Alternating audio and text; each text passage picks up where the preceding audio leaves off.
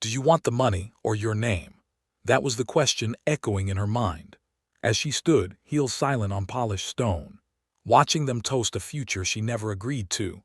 No one noticed her hand, trembling, not with fear but with finality. Camille Jordan had come to sign the biggest tech merger of the decade, $500 million, one signature. Instead, she reached into her purse, pulled out the contract, and ripped it straight down the middle. Gasps, crystal glasses froze midair, and just like that, everything changed. But this wasn't a tantrum. This wasn't emotion.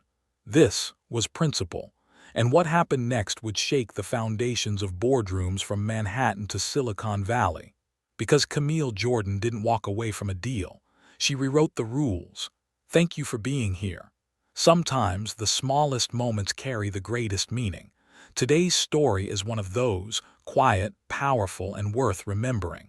If it touches your heart, feel free to share your thoughts in the comments. And if you'd like more stories like this, you're warmly invited to subscribe and tap the bell so you won't miss the next one. Now let's take a closer look at what really happened.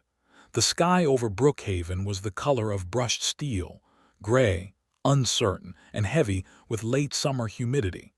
A sleek black SUV coasted up the private gravel drive of the Langston estate. It was the kind of place that didn't whisper wealth. It shouted it: white columns, Italian stone, landscaped hedges so precise they looked computer-generated. Inside the SUV sat Camille Jordan, founder and CEO of Viron Technologies. She was 42 years old, born in Toledo, Ohio, raised by her aunt after losing her mother to lupus at 10. She built her empire not from inherited wealth, but from code, conviction, and caffeine. Late nights in borrowed offices, rejection emails at 2 a.m. investor meetings where she'd been the only woman and the only person of color in the room. But now she was here, ready to sign a $500 million merger with the powerful Langston Group. The deal would launch Viron into global markets: health, defense, finance, distribution pipelines, billions in potential valuation. And yet, as the SUV rolled to a stop, Camille's jaw tightened, not with nerves, but instinct. Something didn't feel right. "Ma'am," her driver said, stepping out to open her door, "we've arrived." She adjusted the collar of her slate gray blazer. Subtle, sharp, no flash. Camille didn't dress to be admired. She dressed to be remembered. She stepped out into the quiet hush of moneyed air. No sound but the crunch of gravel under her heels. The front door opened before she reached it. Camille. A tall, silver-haired man strode forward with an outstretched arm and a rehearsed smile. Richard Langston, the man behind the money, banking dynasty, old oil. The kind of power that didn't have to prove itself because it thought it already had. Camille extended her hand. "Mr. Langston," she said, "pleasure to meet you in person." "Please," he said, chuckling, "call me Richard. We're practically partners now." She smiled politely, though she knew better than to believe that. Behind him stood a woman in a champagne-colored suit and pearls, Margaret Langston, his wife, elegant, polished, and looking Camille over like a handbag she hadn't decided on yet. "Welcome," Margaret said. "I trust your flight was smooth." "It was, thank you for having me." Inside, the house smelled like lemon polish and cold ambition. Everything gleamed. Everything echoed. Camille's small leather bag was taken silently by a young Latina staffer in a black uniform. The woman didn't speak, just disappeared down the hallway like a shadow. As they walked through the house, Richard pointed out paintings, Monet's, an original Hockney artwork that probably hadn't been truly looked at in years. Camille nodded, but her mind was elsewhere. This weekend had been perfectly choreographed. A formal dinner tonight, brunch with board members tomorrow, and a ceremonial signing on Sunday with press cameras ready to roll. But just a few steps into this marble mansion, she felt it. The temperature wasn't just from the air conditioning. It was the kind of chill that came from being watched, but not seen. "I'll show you to your room," Margaret said, gesturing toward the stairs. Camille followed, heels clicking lightly on stone. "We've placed you in the East Wing," Margaret said with a casual smile. Camille hesitated. "I thought the other guests were staying in the West Wing." Margaret's smile didn't flinch. "Yes, but we figured you'd appreciate more privacy." Camille held her gaze 1 second longer than necessary, then nodded. The guest suite was beautiful. Cold, neutral, beige furniture, muted ocean views. A place that looked expensive but empty, like no one had ever cried in it or laughed too loudly. She sat on the edge of the bed, took out her phone, and stared out the window. The ocean stretched pale and indifferent. A message buzzed in from her CFO, Savannah Lynn, back in Palo Alto. "Any red flags?" Camille stared at it, then typed, "Too early to tell, but the air is already thick." A knock. She opened the door to find a man in a navy suit too tight at the shoulders. He didn't quite meet her eyes. "Miss Jordan," he said, "dinner will be at 7 sharp, formal." He hesitated. "There's a stylist downstairs, if you'd like touch-ups or suggestions." Camille tilted her head. "I think I'll be fine." He flushed and walked away. She stood alone again. She had dressed deliberately, a deep navy sheath dress, clean lines. No fuss. Her hair swept into a low bun, gold studs in her ears. Elegant, controlled, unmistakably deliberate. She looked in the mirror, not for them, for her, checked her watch, straightened her posture. She was not here to impress. She was here to decide. And what they didn't yet understand was that she was the one choosing. Downstairs, the estate no longer whispered. It buzzed. Champagne flutes clinked behind marble counters. Velvet murmurs floated between designer gowns. Every corner sparkled with curated conversation. Camille Jordan stepped from her guest suite with grace that could split glass. No jewelry, no noise, just presence. The hallway met her with another guest, an older man in a tuxedo and pristine white sneakers. He glanced her way, not unpleasantly. "Evening," he said, voice thick with Ivy League polish. "Evening," she replied. They descended together in silence. The dining room was theatrical, 12-foot ceilings, a view of the Atlantic that felt painted, a mahogany table long enough to lose someone across. At the head of it all sat Richard Langston, sipping from a lowball of neat scotch. Margaret stood nearby, chatting with two couples in tailored navy and cultured pearls. Camille scanned the table. No name cards. That was intentional. Richard spotted her and stood. "Our guest of honor," he called, his voice smooth and too rehearsed. People turned. Polite applause, a few smiles, a few nods. Most didn't bother hiding the scan, the up and down measuring of her. Margaret glided to Camille's side. "Come, dear, let's find you a seat." But instead of guiding her toward the front, where decisions are made and stories are told, she led her halfway down, not the worst seat, but far from power. Camille sat with posture untouched. She saw the seating chart instantly. Men in suits near Richard, their wives in pearls. The Langston sons already laughing with hedge fund buddies near the bar. A server filled her wine glass without speaking. She didn't touch it. Across from her, a man leaned in. Tan, perfect teeth, designer stubble. "So," he grinned, "you're the genius Richard flew in." Camille raised an eyebrow. "Genius is a stretch, but yes, I'm the CEO of Viron." "Viron, right. That's the AI thing with machine whatever." Her tone stayed smooth. "We build autonomous decision systems, infrastructure, healthcare, defense, financial logic engines." He blinked. "Oh." Next to him, a woman in a jeweled blazer chuckled. "We assumed you worked in media. You've got such presence." Camille held her smile like a scalpel. "I'm sure you meant that as a compliment." "Of course," the woman said, already turning back to her wine. Camille said nothing more. She didn't have to. Across the table, someone else chimed in. "So, Camille," an older woman asked, eyes narrowed slightly, "where did you go to school again?" "Stanford." The woman's mouth parted in mild surprise. "Well, that's lovely, good for you." Camille offered a short nod. "Thank you." Next to her, a man in his 50s leaned in. Square jaw, loosened tie. Confidence that never asked questions. "You know," he said, "I told Richard I liked this move, getting some color into the portfolio. It's modern, sharp." Camille turned. We're not paint samples, and Viron isn't a diversity hire. He chuckled. No, I meant it's bold, very next gen. The woman beside him shifted uncomfortably. Camille picked up her water, sipped slowly. Her hands were steady, but her mind, alert. She'd been here before, not this table. Not this estate, but this scene, where brilliance is admired until it speaks, where difference is applauded until it leads, where invitation feels like inclusion, until it's clear you're not meant to stay, just show up. Across the room she spotted Gregory Langston, the middle son. Shirt half unbuttoned, designer loafers, no socks. The kind of man who inherited charm, not character. He saw her, winked. She turned away. A few courses later, Margaret stood and tapped her dessert fork to her champagne flute.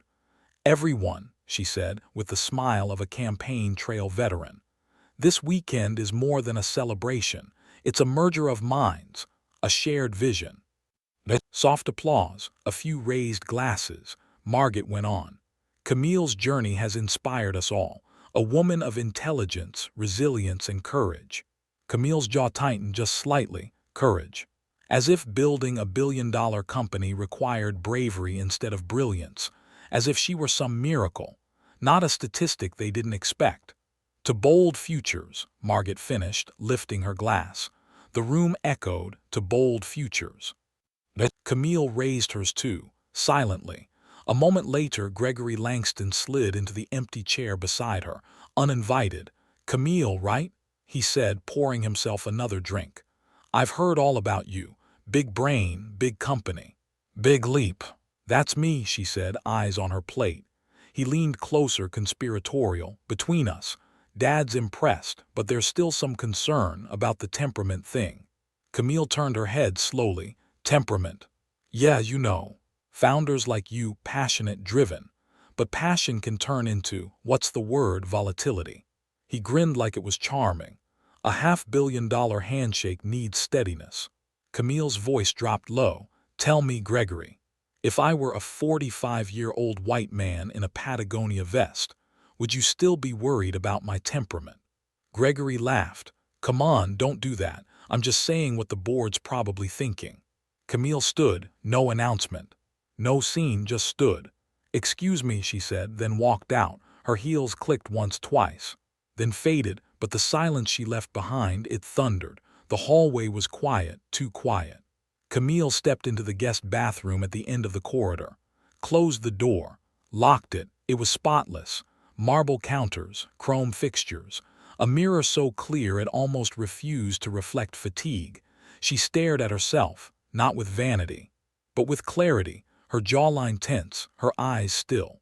Her bun a little looser now, the curls softening under the weight of the night. She exhaled, not a sigh, just air, leaving a body that had carried one too many swallowed insults. She didn't cry. Not because she didn't want to, because she couldn't afford to, not yet. Her phone buzzed on the sink. A message from Savannah Lynn, her CFO. "How's it going?" Camille hesitated, then typed, "I'm reconsidering everything." 3 dots. Then Savannah replied, "Talk to me." Camille leaned against the wall, her fingers hovered. Then typed, "It's not just a bad dinner, it's who we'd be tied to, their name next to ours, on every letterhead, every announcement. I don't think I can stomach it." Pause, then Savannah replied, "You always said we don't beg for seats, we build our own table." Camille stared at the message. Longer than she meant to. It wasn't just a pep talk, it was truth. She didn't build Viron to get rich. She built it because the world kept telling her she couldn't. A soft knock at the door. "Camille." It was Margaret. She opened the door. Margaret tilted her head slightly. "Everything all right?" Camille gave the faintest smile. "Just needed a moment." Margaret lowered her voice. "Listen, I know Gregory can be blunt. Don't take it personally. He's entitled." "Privileged," Camille corrected, folding her arms. Margaret blinked. "Well, yes." Camille stepped closer. "Let me ask you something, Margaret. If your son had built what I've built, would he be questioned about temperament? Would you seat him away from the board members? Would your guests assume he was a diversity metric?" Margaret hesitated. "You're interpreting things in a very specific way." Camille's eyes didn't flinch. "No, I'm interpreting them exactly the way they were given. Silence. Margaret forced a smile. This deal is a tremendous opportunity for both sides. Camille nodded. That's what I'm starting to question. Margaret stepped back, her smile thinning. Well, I hope you'll reconsider. Whatever you're feeling right now.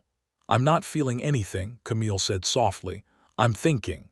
And with that she walked past her, back toward her room. Inside she opened her laptop, checked the draft she had started the night before. After careful consideration, Viron Technologies will no longer pursue partnership with the Langston Group. She stared at it, then added, we believe integrity cannot be negotiated. She didn't hit send. Not yet, she'd sleep on it. But her gut had already decided. The next morning the sunlight came early, sharp and clean. It lit the beige walls like a spotlight. Camille was already dressed. Black slacks, cream blouse, no earrings, no lipstick, just clarity. She sat on the edge of the bed, laptop open on her lap. A knock. Come in. It was Savannah. She'd taken a red-eye after Camille's message. You flew in? Camille asked. Savannah nodded. You didn't sound like you needed strategy. You sounded like you needed backup. Camille smiled faintly. Thanks. They sat in silence. Then Savannah asked, you really want to walk away from this? Camille didn't answer right away. She closed the laptop. I think I already did. You know what Wall Street will say, Savannah said. Overreaction, unprofessional, they'll spin it. Camille nodded. Let them. I'm with you no matter what, Savannah said. But you don't have to do this to prove anything. I'm not proving anything, Camille said, walking to the window. I'm protecting everything. She turned around. Viron was never about just the money. It was about vision, about what's next. She exhaled slowly. These people, they don't see us. They see something shiny to control. Savannah leaned back. So what's the plan? Camille's answer was calm. We hold the press briefing today. No drama, no attack, just truth. Savannah raised an eyebrow. You sure you don't want to tell Gregory where to stick his dad's money? Camille smiled. Tempting, but no, dignity first. 2 hours later, Camille walked into the Langston Estates main salon. Richard, Margaret, their legal team.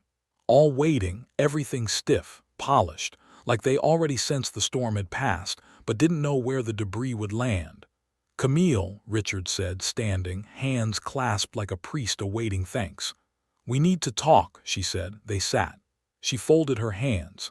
I appreciate your hospitality, but I've decided to withdraw from the merger.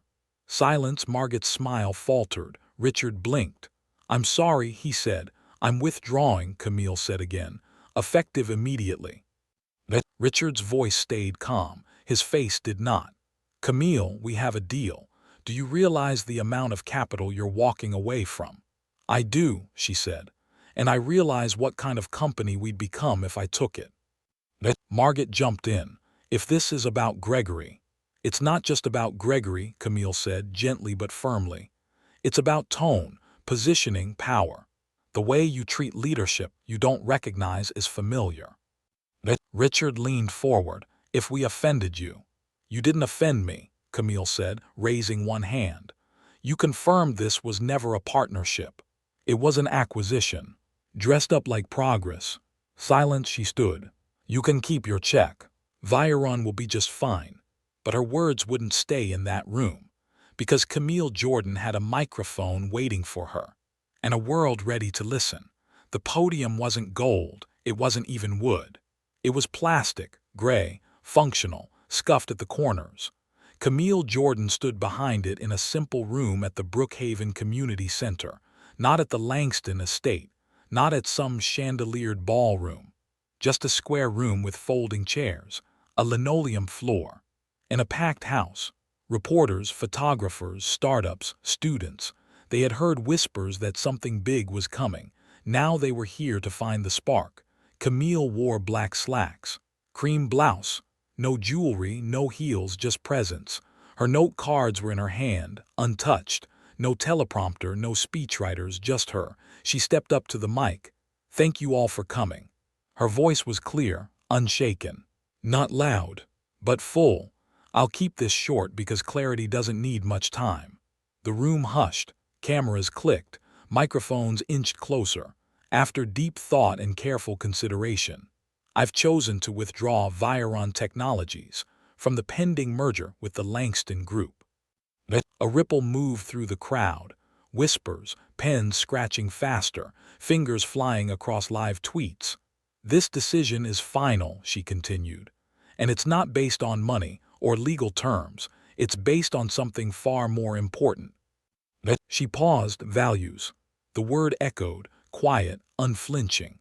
Viron wasn't built for a buyout. It wasn't built to impress dynasties. It was built to serve, to innovate, to expand human potential. But more than that, it was built on something harder to measure: dignity, accountability, vision.